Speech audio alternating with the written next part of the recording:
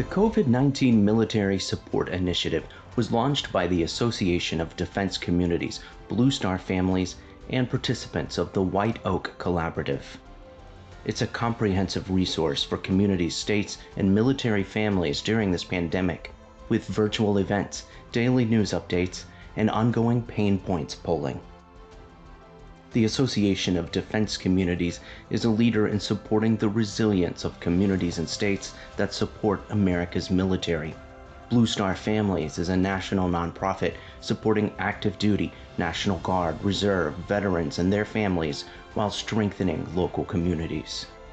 The initiative is presented by Booz Allen Hamilton, with significant support from USAA. Other sponsors include the Bristol-Myers Squibb Foundation, the Association of Military Banks of America, the Military Housing Association, Hunt Companies, J.P. Morgan Chase & Company, and First Command Financial. And now, today's CMSI virtual event.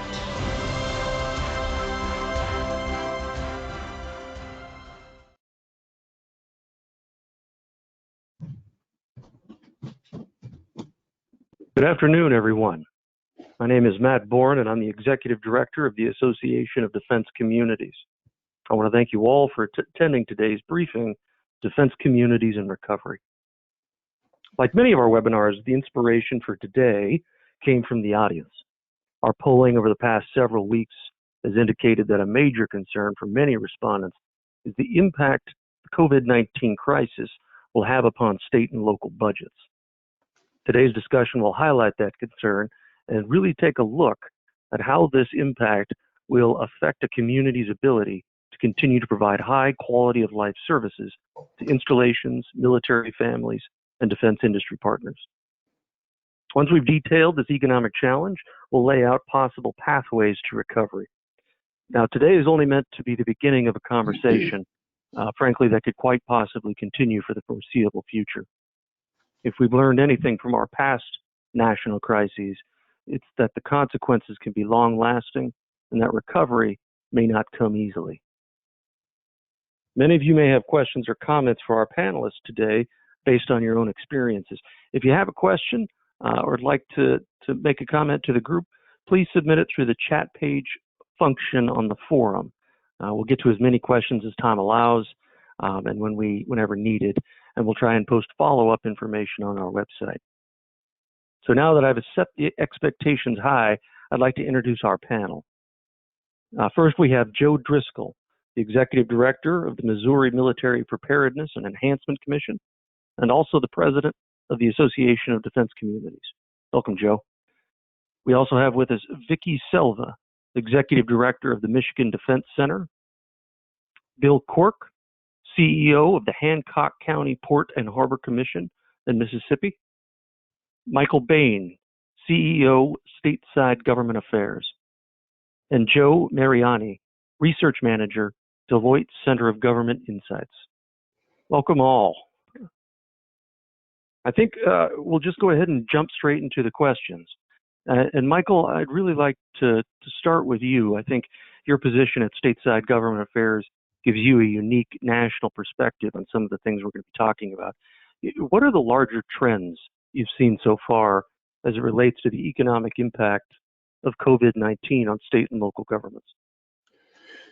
Well, let me thank you, Matt, for including me in the webinar today. This is a real great opportunity to talk a lot about what I've been sharing with Department of Defense's REPI program and the program over at Force Education and Training.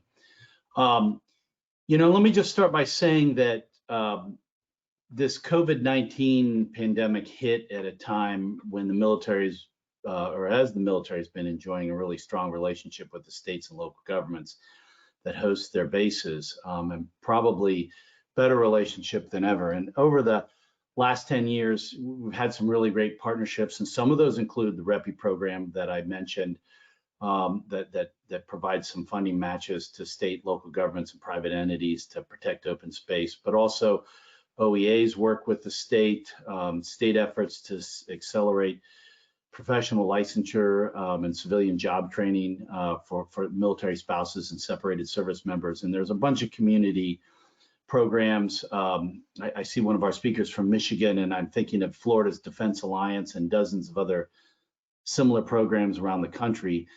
But the trend we're seeing right now is just kind of bad. I mean, when I gave this same presentation a couple weeks ago, 44 states and DC were still under stay-at-home orders, and while those are reopening quickly, the economies are a mess right now. States are expecting shortfalls of about $765 billion over 3 years. I had a chart, Matt, if Vincent is able to show it very quickly, that just this is the story right here, really. These short budget shortfalls are worse than the 2001 recession and worse than the 2008, 2009 so-called Great Recession. And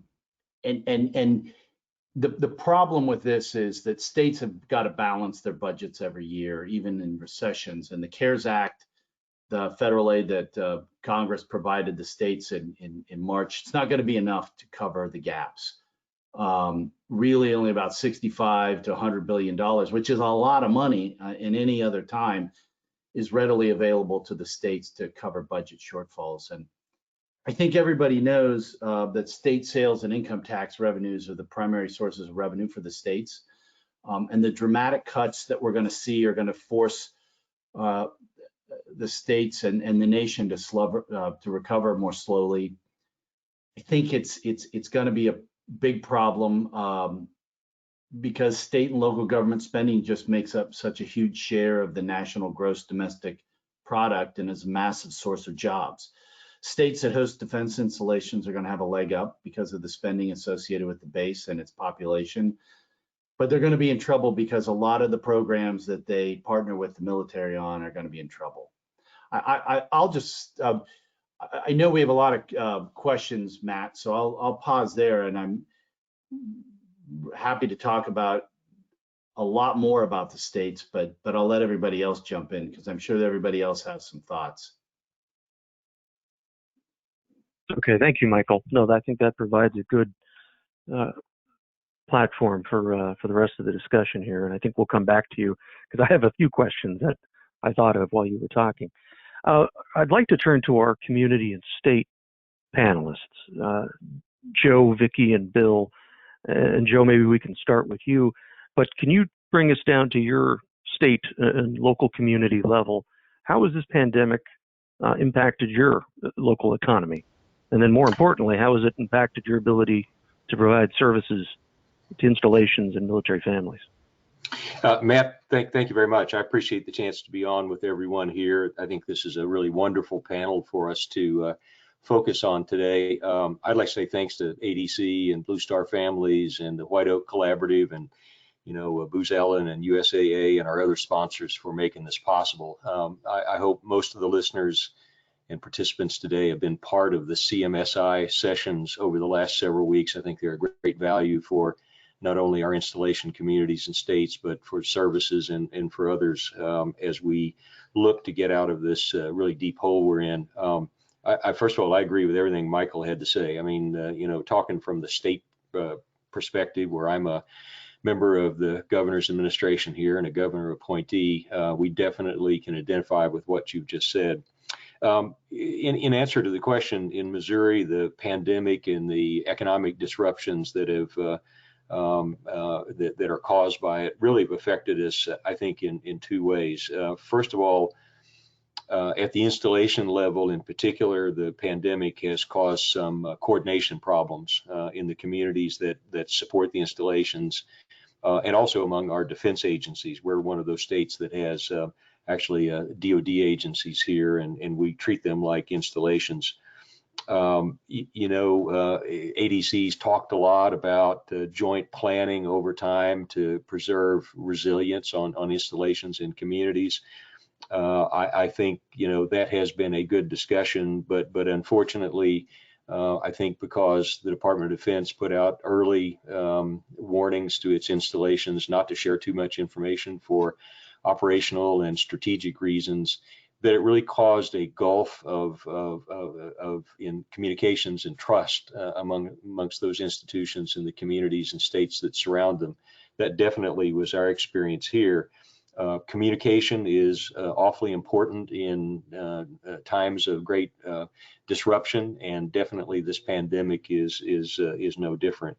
If you all recall, I think ADC did a good job. I'm not patting myself on the back, but I think we all kind of realize it's a common problem around the country of sort of pointing out this unintended consequence of this clampdown on information early on, when we called upon the Department of Defense to sort of treat it as a one community kind of situation. Unfortunately, that wasn't heeded, and I think lessons can be learned.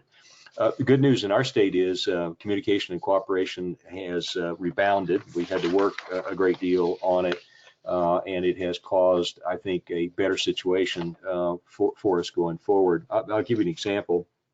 In our state, we have a large Army installation, part of the Army's Training and Doctrine Command, Fort Leonard Wood, where early on in the pandemic, the commanding general believed the community didn't have an aggressive enough plan for testing and contact tracing for the coronavirus in the community, causing her very early on to declare HPCon Charlie, Health Protection Condition Charlie, really before most all other installations did that around the country. That caused a lot of disruptions in the community. In fact, the commanding general placed some businesses off limits to all personnel, and that caused lots of disruption. Again, the good news is that, through lots of work with a lot of leaders, local leaders, Army, local government, our state health department, installation support organization, my office, and others, we came up with a good plan of communication and coordination, and for testing and tracing, which is now in place and working well. That took a lot of effort, took a lot of time. There was some damage in relationships that occurred because of that. Didn't have quite that level of disruption at other locations in the state, but it was all pretty common in terms of lack of communication. A second effect here in our state has been on our defense industry partners. I know Vicki from Michigan focuses a whole lot on the defense industry, as a lot of other states do. And there was a lot of concern amongst our defense supply chain, particularly our manufacturers. Even though they were among the least affected economically by the pandemic, there were still lots of concerns, and they really kind of fell into two buckets. One was the ability and the willingness of the workforce to show up for work, given the uncertainties of the virus and its spread, and whether or not it was a safe work condition. And secondly, was the impact on the supply chain. We were awfully concerned about the company's ability to get parts and materials, which in some cases, as you know, have to travel from all around the world for, assembly of aircraft and weapon systems and all those sorts of things. In the first case, about the ability and the willingness of the workforce to come to work, we worked really hard with companies to get them personal protective equipment, to get them access to test kits really early on in the process, so they could give assurances to their employees, particularly in taking temperatures and doing questionnaires at the gate on the way in, such that they could keep their absenteeism rate really low. And with regard to the supply chain itself, we did everything we could as a state government to make sure that transportation companies stayed in operation in the state. We waived, as other states did, a whole lot of regulations, and we worked directly on through our international trade offices and with the departments of commerce and state to make sure there were no unnecessary delays in shipments from international locations. One example of that I was awfully proud of was we have a large Army ammunition plant in the state that early on was having some great difficulties getting enough of its workforce to work to keep its production rates up. And we were able to locate some personal protective equipment and some other things for them, such that they could instill some confidence in their employees that folks around them weren't sick. So they actually did temperature screenings and those sorts of things a lot of other companies did. Good news is most all of these issues have been resolved. It looks like a lot of these companies are fast returning to normal operations. and we're very happy about it. That's our perspective from the state level. We work very well with our installation communities, with local governments, with the military services and Department of Defense.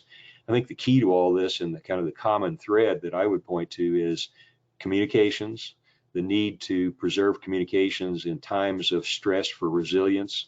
It's something that we, ADC has talked about a great deal. It's something we've seen here in the state. And going forward, undoubtedly, there'll be disruptions like this. So, Matt, pending questions, that's what I want to say. No, I appreciate that. And I think, like Michael, I have some questions that I'm forming in my mind based on what you said, but we'll come back. Vicki, I'd like to pivot to you. Michigan has been hit pretty hard by COVID-19. And so I think hearing from you and how you're managing that in your position at the Defense Center would be helpful for our audience. How are things down there?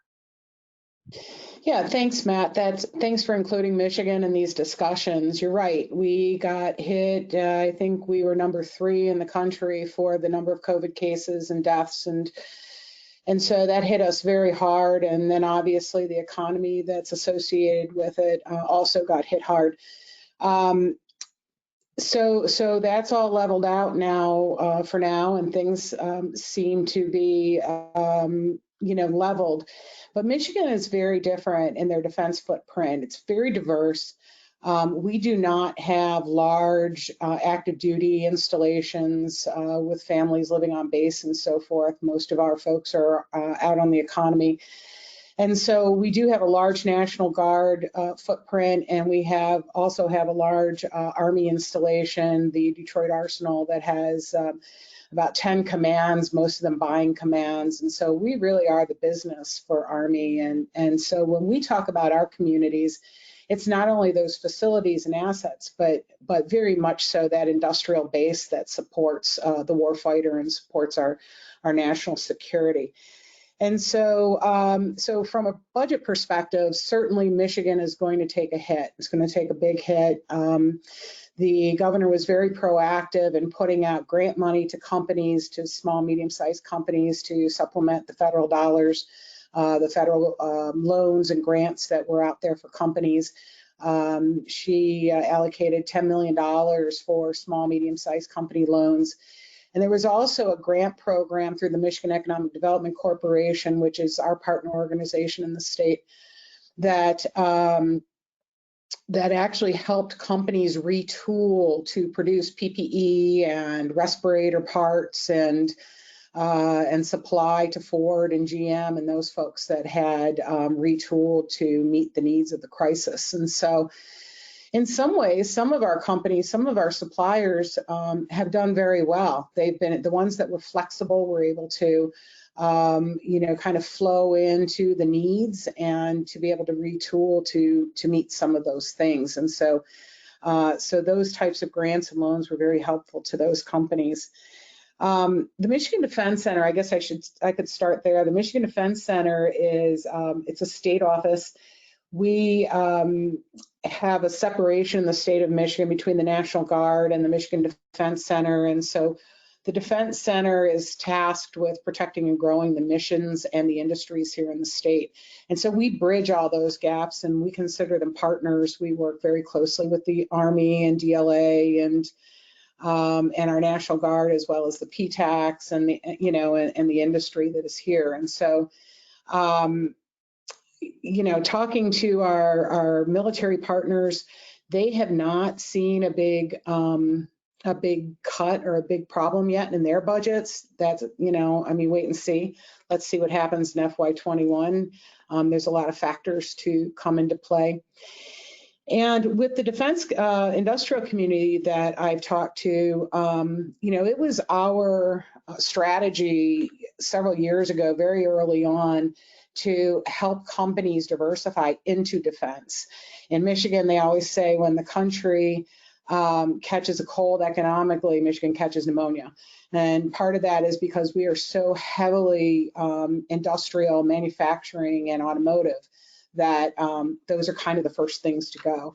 And we saw that here. We had our plants shut down for the last 3 months. They're just opening up now, 2.5 months. And so those folks that were, and we have a big and growing aerospace, commercial aerospace supply chain here as well. And we all know what's happening there. And so in some ways, those companies that were able to diversify into defense are in a better position than some of the other folks out there in the traditional commercial supply that that are really going to take a while to catch back up after the automotive shutdowns and whatever happens here in the aerospace community. So all in all, I'd like to strike a little bit of an optimistic viewpoint from an economic standpoint anyway. Again, to be determined, heading into the new fiscal year and how fast this recovery is, whether there's another wave, what happens in the elections, all those factors could certainly make a difference in my FAR forecast. But for right now, I would say that our defense community is holding their own, and we're going to be optimistic and keep working to get them as many contracts and as many federal dollars into the state as possible. Thanks. Thanks, Vicki. Bill, if any of you are like me, you're doing your daily masochistic ritual where you check the COVID-19 trackers that are out there and look at how the numbers are fluctuating. But I've, looking at Hancock County, it looks like, at least in your county, you've been spared somewhat. But I wonder how the national impact is having on your county. Have you seen supply chain disruptions? What's happening there on the ground, Bill? Well, just like everybody else, and first of all, let me say thank you to ADC and to all of the sponsors for hosting this panel and for inviting me. It's a great privilege to be able to speak to a broad audience about beautiful South Mississippi and also to share the stage with some very impressive colleagues. I would just say that when this thing hit, we knew that it was going to get a lot of national and statewide attention, and I know all of your states are. Your governors are probably preoccupied with this, as well as your legislators and clearly the president and everybody else. So we were trying to figure out where could we be of value where you might not get the most attention up front. Moving big pots of money is not what we do at the Hancock County Port and Harbor Commission to try to solve these problems. But what we could do is mobilize the resources we did have. And we decided the data was going to be our friend, that we were not going to go based on instinct, prevailing media attitudes, or anything else, but get real hardcore information and base our decisions on how to respond to what the companies and industries associated with the defense complex were telling us. And so we were very blessed because we had already implemented several years ago a business retention and expansion program called Synchronous. Some of you may be familiar with that. It's a product by Blaine Canada. And they immediately went to work putting together a COVID-19 related survey instrument that could be immediately blasted out to the existing subscribers in the network. And we participated in that very early on, had about 120 of our top companies eligible to participate, and had a very strong subset of those companies provide detailed and ongoing survey information to us to tell us exactly what they needed and what was happening. We learned a couple of things from that process. Number one, 90% of our companies could not work remotely and still stay alive. They were going to have to show up for work, including defense critical industries like Halgon Carbon, which makes activated carbon for defense gas masks, for instance. Navy oceanography, which is, surveying the world's oceans and making sure that we get a home advantage in the global arena. These are folks that just can't shut down. I mean, there's no work from home. So we had to come up with ways to make sure those workforces could stay healthy and still go to work every day, which included aggressive testing very early on, contact tracing, rigorous administrative leave policies to make sure families weren't left behind, et cetera. And that's one of the reasons why we probably haven't had the impact, with this virus that many others had. Another thing that we immediately surveyed for was survivability. there is a survivability index for companies that kind of forecasts how many days can you be without full production before your company goes belly up. The national average for that is 3 months for companies. But in Hancock County, we determined our survivability on average was 6 months. So we knew we had a little bit more time to address any kind of potential revenue downturns or production or supply chain interruptions. And then we went about the business to try to make sure we could secure supply chain reliability and pricing and deal with things like, the inability to pay your rent, sort of things, looking a little bit farther down the horizon, addressing first things first. There's a number of other things I'd be happy to discuss, but the bottom line is we let the data drive the decision making. And that data, something that you have to continue to have a vehicle for getting. And to Joe's point, communication, absolutely critical. I'll just put a finer point on it to say that my staff has an aggressive calling list. We call every single day the plant managers and site managers for every major company in our area. That's a lot of phone calls over the last 10, 12 weeks. But what it does do is it puts us our finger immediately on the pulse of anything that's happening and allow us to rapidly address it either with state or federal programs. We think that's how it's going to weather the storm. We can't control what we can't control, but we use data and really good communication to try to work our way through the process. So with that, I'll just turn it back and happy to answer any questions. Thanks, Bill. That's really some proactive action on your part. Joe Mariani, I'd like to turn to you. This is something that, in your role as a research analyst, you've studied quite a bit, and I know Deloitte has come out with a report on how communities and states can recover.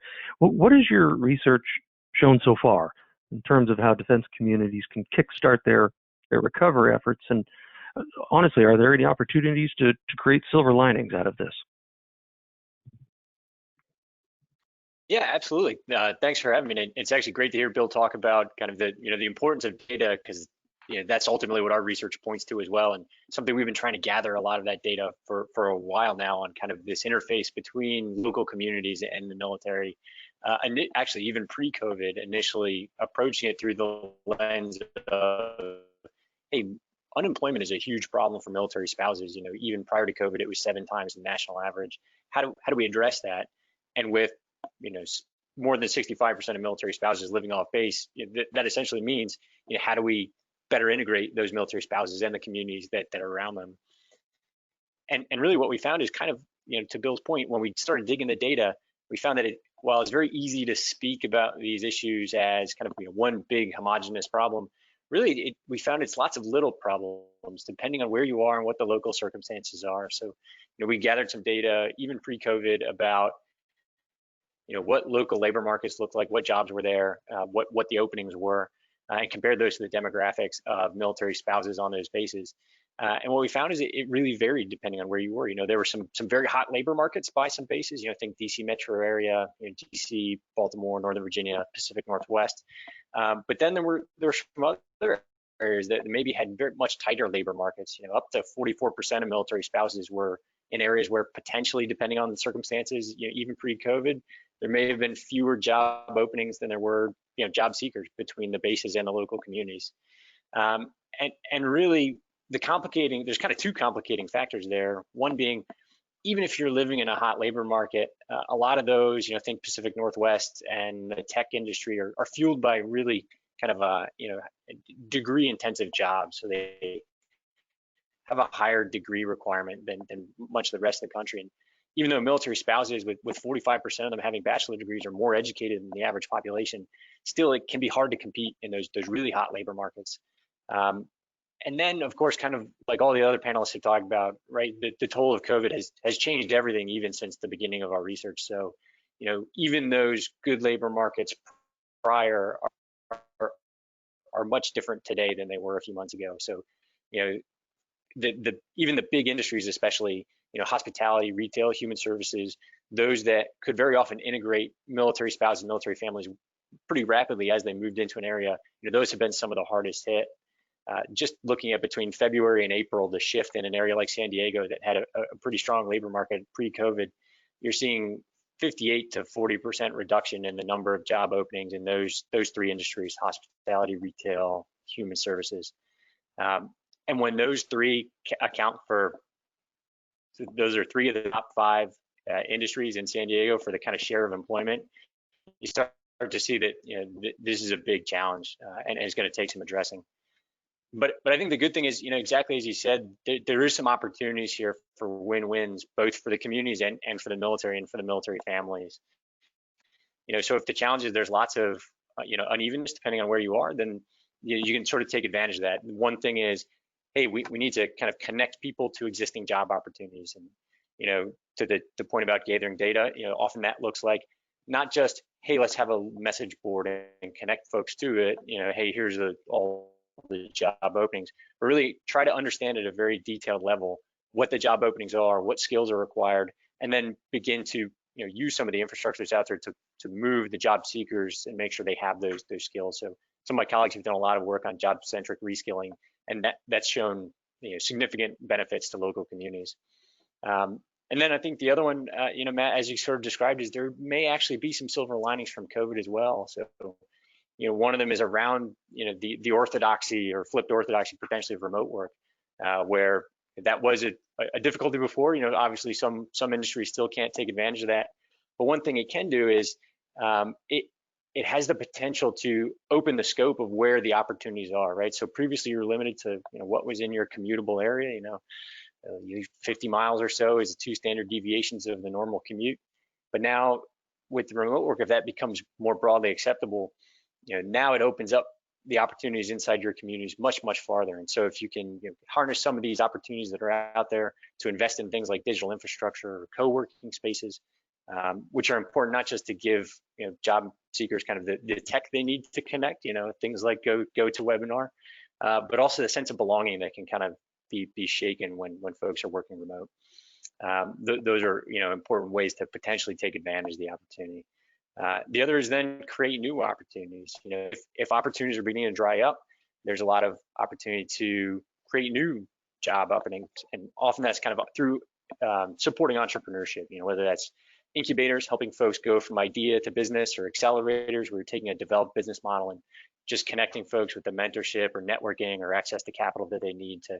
Research shows, really go into making successful businesses, get off the ground. Those can be other important aspects. And finally, the last bit we said is exactly what Bill opened with as well, which is, it all comes down to data. Because it's a local and varied problem, the better data you have, both about, who the military population is, who the job seekers are locally, what the job openings are, the better you have that data, both at a local and a national level, the better you can kind of make these connections and get to that win-win, both for the communities and for the military families.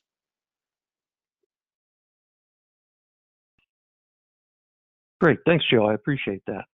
And you mentioned something, I have another question, but you mentioned something that I want to pose to the communities, Joe, Vicky, and Bill. Joe mentioned sort of this idea of that, out of all of this sort of chaos, you can come up with new and innovative ideas, sort of how, the mother of all invention, right? So have you started to see that on the ground level in your communities, these sort of new buds of entrepreneurship, new ways of doing business that might be something to steer your economic recovery in the future? Joe, I'll start with you there. Yeah, Matt, we have definitely, and I'm sure all the participants here have seen examples around the country. We've all been greatly impacted by this economic downturn. There's no doubt about it. And hearing Vicky talk about state budget and Michael talking about what impacts are going to be had around the country definitely resonates here. Missouri's been relatively lightly impacted compared to some other states. 9% unemployment looks pretty darn good. I never thought I'd ever say that, but 9% unemployment compared nationally, that's pretty darn good. But on the other hand, our state revenues have taken a big hit. So revenue collections through April were down about 50%. We did extend our tax season for income tax through July, so we'll see how that all picks up. The reason I mention that is it's going to impact our ability to run programs, provide assistance, do those things at the local level and at the state level, Matt, that sort of get at that entrepreneurship, get at that assistance and cooperation that'll lead to a fast recovery. I'm proud about the fact that Governor Mike Parson, my boss, hired the McChrystal Group. I'm not advertising them here, but General Stan McChrystal, to kind of bring an organization to our response, both initially in terms of coordinating, direct, immediate response to the pandemic. In fact, that's still going, and I participate every day in a fusion cell call on that topic. Our Department of Economic Development, which is the place where I actually sit here, has been in charge of working with companies to produce more PPE, as an example, and to attract new investment in those companies such that they can actually do more of that. But in a sort of a longer term sense, we're also engaged in a massive interdepartmental, intergovernmental kind of planning effort to come up with short, medium, and long-term economic plans for recovery. And Governor said everything's on the table. We can look at all of the current funding, we can look at all the current programs and our relationships and try to figure out what's going to be most effective going forward. I, as you might not be too surprised, am leading kind of the defense and military sector portion of that work. And it really does kind of come down to data that would allow us to underscore what conditions should be necessary for our companies in particular to be able to expand what they do. And that's a big question, and obviously economic developers ask similar kinds of questions on an ongoing basis, but we hope to have a really organized effort around that. Joe talked a few minutes ago about something that's near and dear to my heart, which is military family quality of life, and particularly spousal employment. And we know back before the world changed, back in March, that Secretary Esper and the services were all talking about how military spouse employment issues really were at the top of the list when it came at that time to thoughts of basing and investments in the states. I hope that that's not changed. I hope that this situation we're in really hasn't affected that in a negative way. But the concern we have here is kind of twofold. Number one, making sure that we understand who all the military spouses are, and making sure that we understand what jobs they can actually vie for, and then creating the right conditions such that we can connect them with those jobs. That sounds pretty straightforward. It's not. We're happy that before our legislature left town in an abbreviated session, that one of the first two bills that they passed was a professional license reciprocity bill that allowed us to join 14 other states in the country with full license reciprocity for military spouses who PCS from one state to Missouri, another state to Missouri. So we're happy about that. I think that really there are a lot of questions around about how we can do job matching effectively in this environment. We all know that in most states around the country we have physical locations of job centers where people still go to sort of check out available jobs and those sorts of things. We have a public workforce system that sort of runs those things here in our state and many other states. But we know that switching over to more electronic and virtual kinds of means for job matching is going to be even more important going forward. So I think there's a real challenge for us right there. One of the additional concerns that we have here is making sure that we keep service members, when they separate from the service, here in our state. We know who all of the service members are who separated installation here, and also who have a Missouri home of record around the country, and we've been doing outreach to them, but we're going to have to be very effective in trying to keep that talent here in our state, to keep the jobs and their talents to work for our companies and for our organizations. I think those are some of our main issues, particularly when it comes to military families. It's employment. Thanks, Joe. I appreciate that. Vicki, kind of the same question. We've talked about immediate crisis response, how companies are as Bill said, looking at 3 months, 6 months. But what comes after that? I mean, what is, I hate to say it, but what does the new normal look like in Michigan? Are business practices and the way you work with your defense industry partners, is that going to change? Well, I think Bill Cork hit the nail on the head when he talked about there are just some industries, some companies that aren't going to be able to do things remotely or take advantage of some of this kind of technology that we've become so used to, even in these kinds of webinars.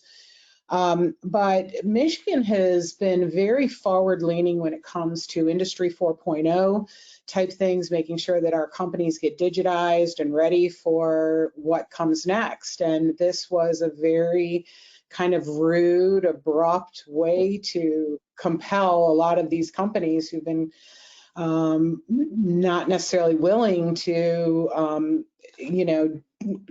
take on these new technologies to get them open their eyes to the possibilities and what needs to happen in the future. So I personally think that this crisis is going to profoundly change the way we communicate, the way we connect companies, the way companies have to look at the way they manage their employees and the way they manage their products.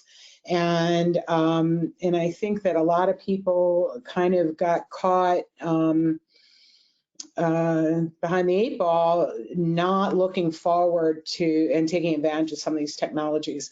So I would say, obviously in Michigan, we've got, a mixed group of industry and willingness to take on new technologies. But this was really an eye opener for a lot of folks. And I don't think I'm telling any stories out of the schoolyard, but the U.S. Army, which is a huge partner for us,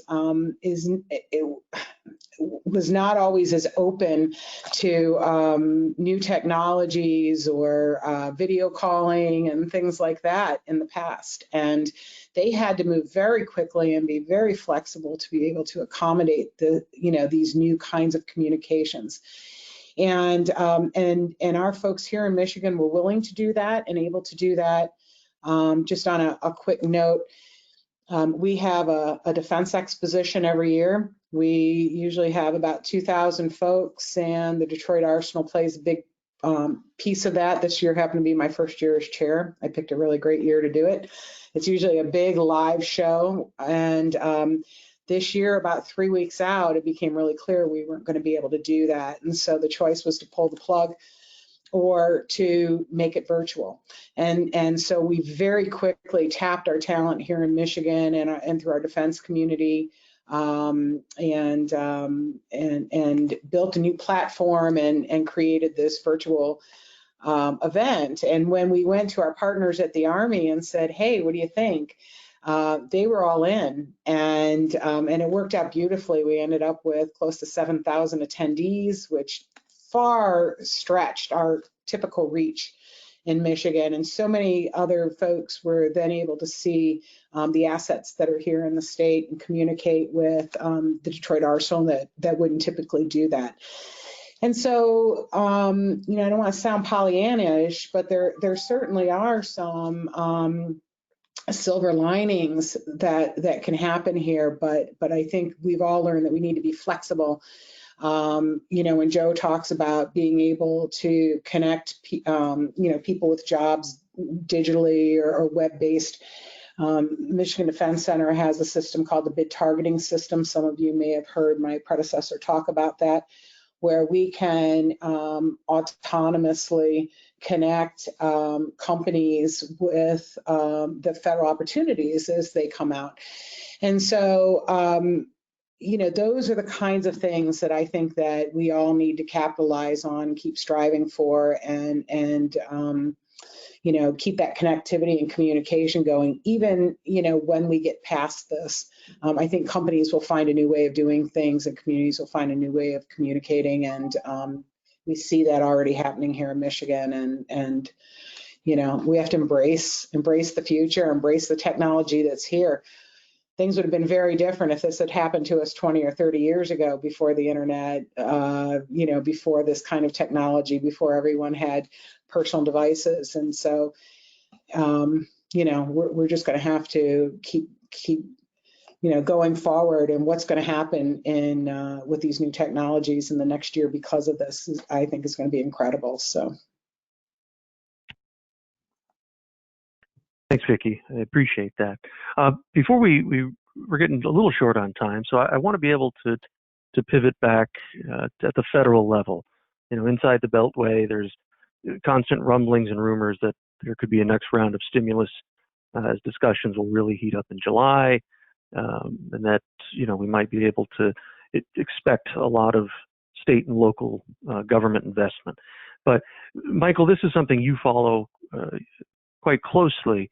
What do you think a new CARES Act will look like, and how should states and defense communities position themselves to take advantage of it? Well, I think that what it's supposed to look like is that it's going to provide a lot more money to local governments and territories and tribes that were not covered in the CARES Act. Everybody hears the story about how the District of Columbia was shorted because I guess technically they consider us to be a territory in addition to the capital of the United States, but they're going to have to provide that additional type of money to local governments and to tribes especially. I think that Joe said it earlier, is that some of the criteria that were created before the COVID-19 pandemic, when DoD and the services made it clear that they'd be making future basing and realignment decisions on state and local support of the installations they host. It's policy now. They're going to need to put more money in to ensure that programs that help to employ military spouses are funded. They're going to need to put more money into the quality of the K through 12 schools. They're going to need to put more money into programs that help separating service members secure and leverage secure civilian licensure and credentials, but also leverage their education experience and military training into meaningful civilian employment. And frankly, the big problem I see is that, especially for maybe the local communities, is infrastructure funding for everything from transportation projects, hospitals, shared police, fire and emergency response, water and wastewater projects, and utility projects. All of those things, all of that infrastructure list that you can imagine is important towards basing and decisions as well, and certainly helps to support the mission. And so I would guess with the next package, if it happens, something will happen, I suspect. But I guess whatever the next package looks like, it's got to provide some more flexibility. It's got to provide some more funding for the state and local, for the local governments, but it's got to provide some more flexibility in how they can spend that money, so that they can keep these economic centers, the military installations in their communities.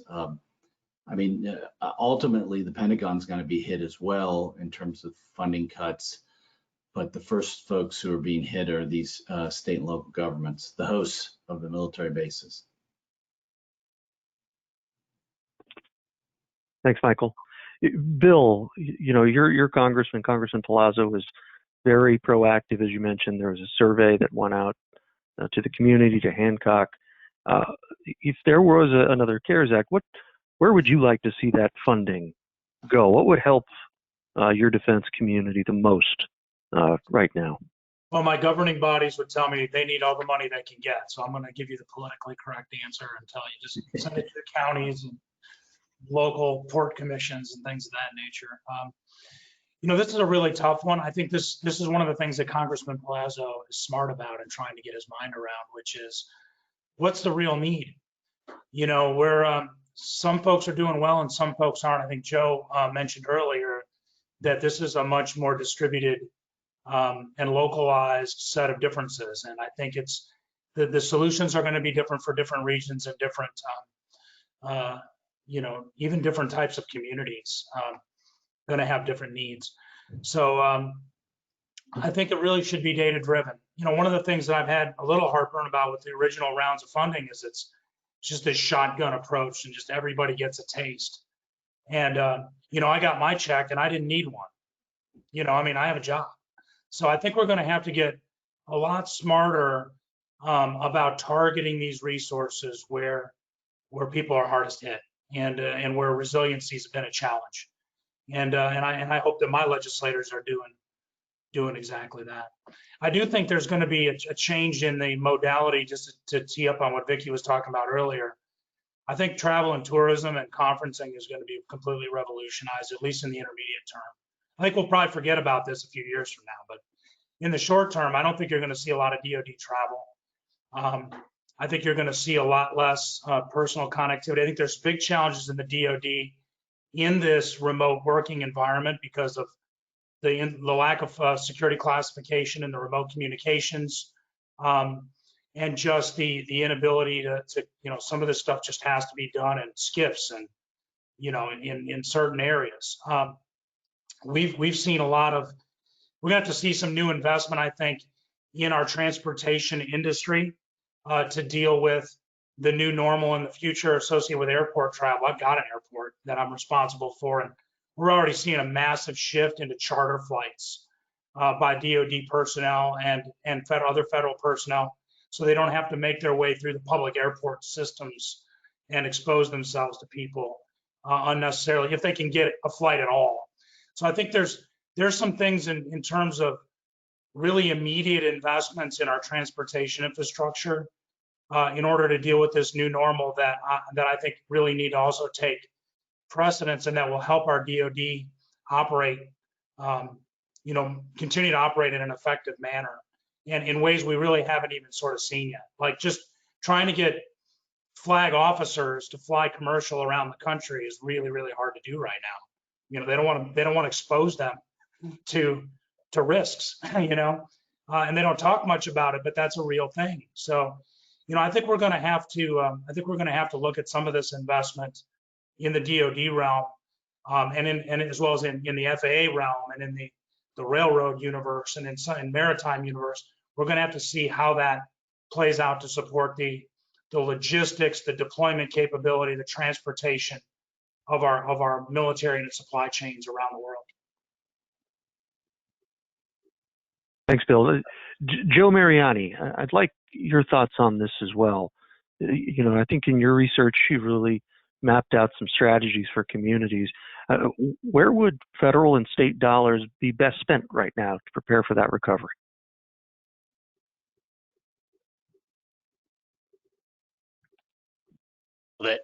The detailed answer we're actually digging into right now. So we're looking at, exactly like Bill described, looking at the detailed budgets at the federal and state level and figuring out where those dollars might best go. So that you may have to wait for another 3 weeks until that's published. But I think at the highest kind of thematic level, I'll hit on something Vicki was saying earlier, especially with the Army, is where can we look to kind of institutionalize the change and seize the advantage, and therefore where should some of those dollars go? It's where is this shock forcing people to do something that maybe they should have done before, right?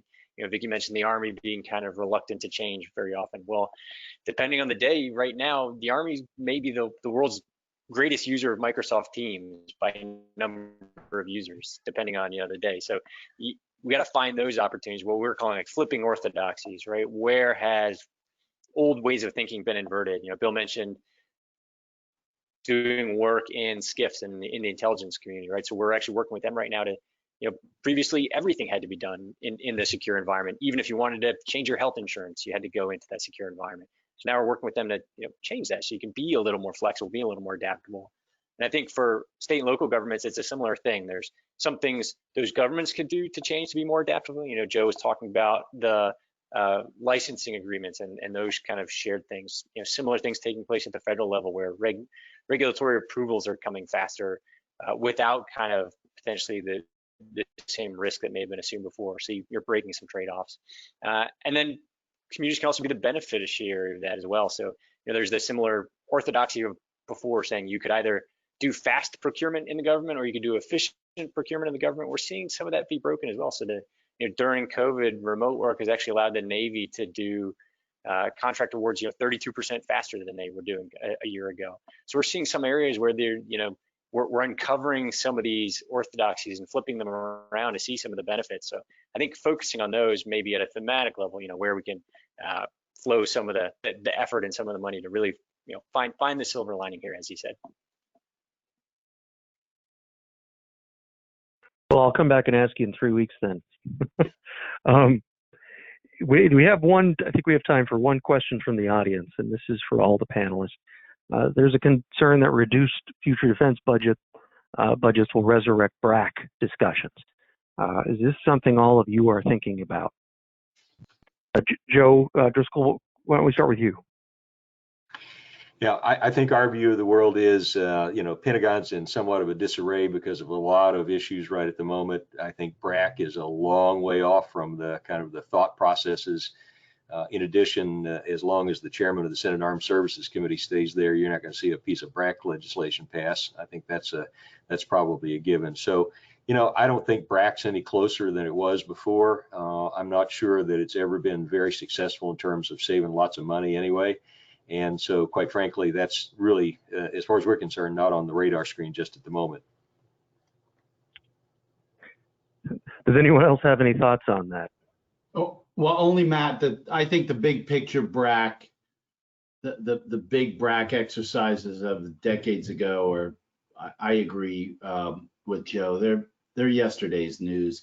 But you could see some smaller scale realignment of installations, and especially some basing decisions that would be, contingent on some of those criteria that Joe brought up and that I mentioned, depending on the schools and spousal employment and perhaps some other criteria, and good old fashioned, urban and rural encroachment around the installations that might make the mission impossible. But I don't see a big giant BRAC happening again. Matt, I would just simply really echo what Michael just said and say that is it going to happen? It's already happening. I mean, that's a perennial threat. It really exists. My community's experienced it. And it's not just DoD. Many of us have, even though we have large DoD bases, those are multi-tenant facilities with lots of other federal agencies that often inhabit those facilities, and they're under perennial threat of realignment. So we have to be ever vigilant. We have to continue to make our case as communities, and we have to stop the political mischief when it occurs. And there's no real rationale. So we cannot stop even amid COVID from that. I think these are excellent opportunities in times of crisis to create all kinds of mischief, and we've doubled down on making sure that that's not happening in ours. Yeah, I would just, echo those thoughts. We've been keeping an eye on what we call the shadow BRAC for years. At least with a BRAC, you have some way of contesting it and some way of, arguing against it, where some of these budget cuts that, kind of sneak in are really the ones you have to watch, because those can be deadly to a mission. So, yeah, I agree. We just have to keep an eye on, where the budget's going and how it's going to be redistributed, as the year goes on. Because certainly both the federal and the state budgets are going to take some big hits. And so, where those cuts end up is something we have to watch. Well timed, with 30 seconds to spare. Well, I want to thank all of you. This has been a great conversation, and I know that people have liked it because everyone stuck around. Usually you start to see people drop off on the attendee list after about halfway, but that wasn't the case this time. So again, great information. Thank all of you. We've had some other questions roll in, and we'll try and get to those. A quick note to the audience. I want to remind everyone attending today to please check your email following this town hall. You'll receive some information regarding this discussion, including a post-webinar survey.